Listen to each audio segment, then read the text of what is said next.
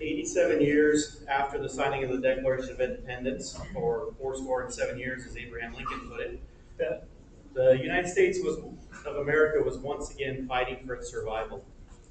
Delivered on November 19, 1863, Abraham Lincoln's Gettysburg Address stands as one of the most significant speeches in American history. Spoken just months after the Battle of Gettysburg, the bloodiest engagement of the Civil War, Lincoln's brief remarks transformed a battlefield cemetery dedication into a profound reflection on the nation's purpose. Gettysburg marked a decisive turning point in the war. The Union victory halted the Confederacy's advance into the North and shifted the momentum toward eventual Union success.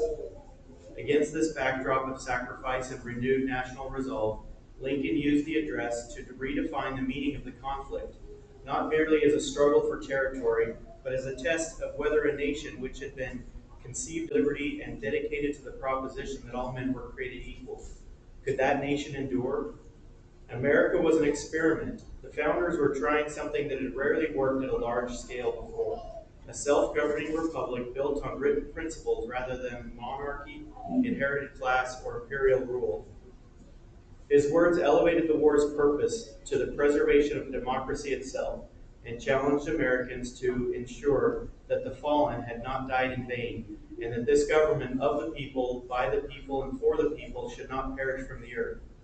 When I was quite young, my mom wanted to help me and my siblings memorize the Gettysburg Address, so she put the words to music. With the help of others much more musically talented than me, we got the song printed in sheet music form and made a recording of it.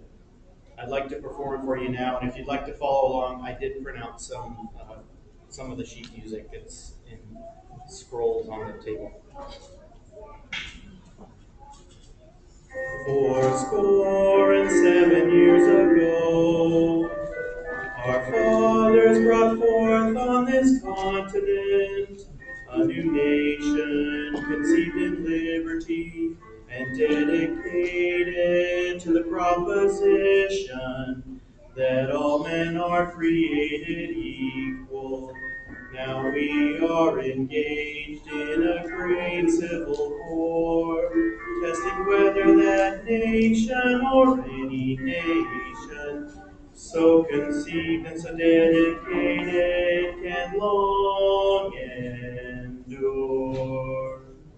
We are men on a great battlefield of that war. We have come to dedicate a portion of that field as a final resting place for those who here gave their lives that that nation might live.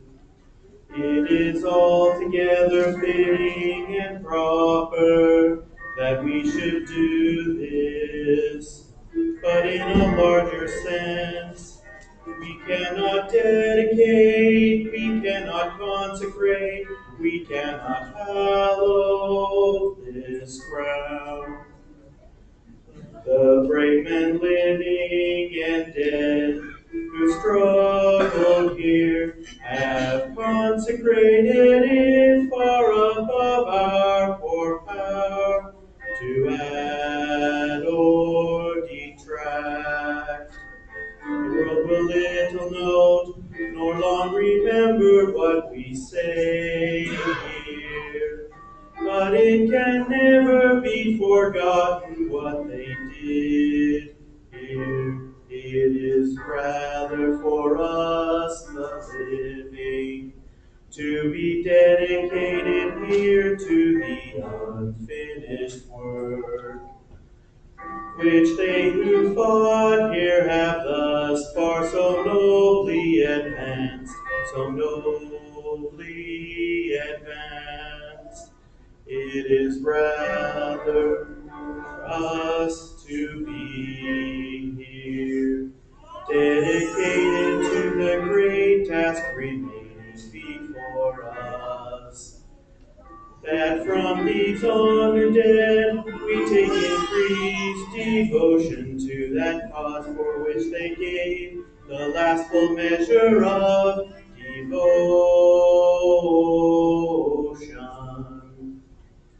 That we here highly resolve these dead shall not have died in vain, that this nation under God shall have a new birth, a birth of freedom, and that government of the people, by the people, for the people, shall not perish from